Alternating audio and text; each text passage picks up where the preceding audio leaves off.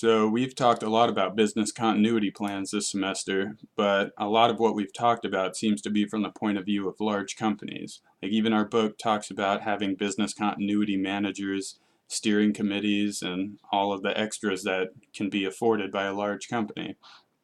We haven't talked much about a business continuity plan from the point of view of smaller companies. So I went in search of an example of a small company, like less than 50 employees, that implemented a successful business continuity plan. And what I found was Canty Technology. It's a small integrated technology company in South Carolina. They are involved in server hosting, server maintenance, and cloud server implementation. And a lot of their clients, this is at the time of their disaster, consisted of small and medium-sized businesses in the local Mount Pleasant area, and very few remote clients.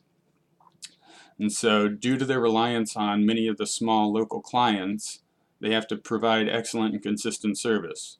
Another thing is their marketing is almost entirely reliant on word-of-mouth advertising. And so if their service is ever interrupted, it's going to tarnish the company's reputation, nobody's going to recommend them, and they're no longer going to get new clients and may even lose some of their current clients. So because of this requirement for uninterrupted service, Willis Canty, the founder, decided to institute a business continuity plan in 2010. The plan consisted of enlisting the services of another integrated technology firm, which is Median Incorporated. They're a few towns over in Ladson, South Carolina.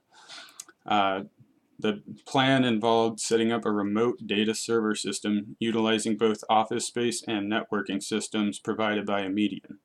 So basically all of the technology provided by Median could be used to set up a secondary office with all of the same capabilities as the primary office that they had in Mount Pleasant. So Mount Pleasant doesn't always have the pleasant weather as the name might imply, and on September 16th, 2013, a particularly heavy thunderstorm struck the Mount Pleasant area. And unfortunately, one of the lightning bolts happened to strike Willis Canty's office building, and the strike was powerful enough to overexert the safety precautions like surge protectors that would typically avert any disaster, even in this case. So the surge proceeded to travel through all of their main server systems, all of the electronic equipment, I guess, in the entire office building, and resulted in a lot of electrical sparks coming off of the servers, computers, and any other electrical components that were in there. And I couldn't find anything exact on how the fire started, but I imagine some of the sparks caught on like a rug or paper that was left out or something. Anyways, a fire was ignited in the office building. And so thankfully they had an automated emergency system in the building that alerted employees within the building that the fire was happening, they need to get out, and it also alerted the fire department. So the employees called Willis to come to the building. It was like 7:30, 8 o'clock at night, so he wasn't expecting anything.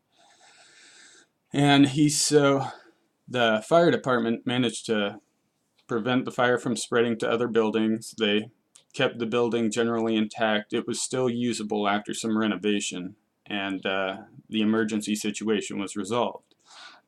But despite the building surviving, many of the assets within were ultimately destroyed. So they had all kinds of networking equipment, their computers melted down, cables were fused together, and just all of their electronic assets were completely destroyed beyond repair. And you'd think usually in this situation, this kind of destruction would have completely destroyed the small company's ability to continue functioning, but thanks to Canty's business continuity plan, they were able to continue.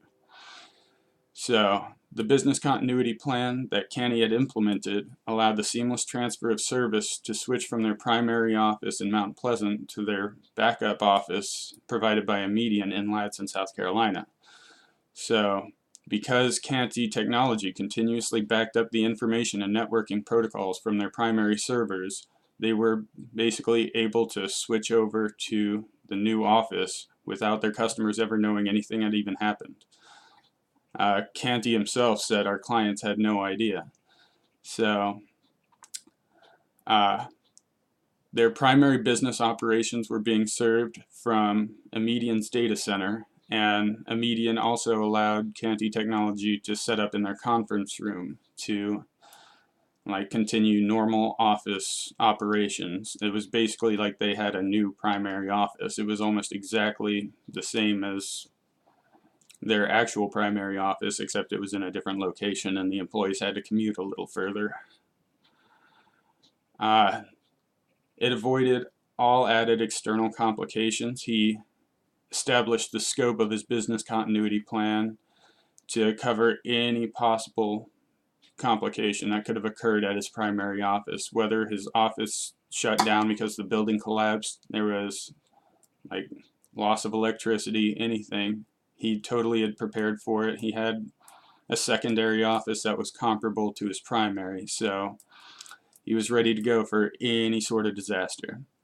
And today, Canty Technology reports multi-million-dollar revenues, so that's a far sight from going out of business. They maintained all of their customers since their fiery disaster, and they've even added new customers, including some school districts and large multinational corporations. So the disaster recovery experience by Canty Technology kind of underscores the requirement for business continuity plans, not just for the large companies like we've been learning about in class, but also for smaller companies, less than 50 employees. If they can afford it, it's worth it, clearly. So something that everyone should probably try to implement.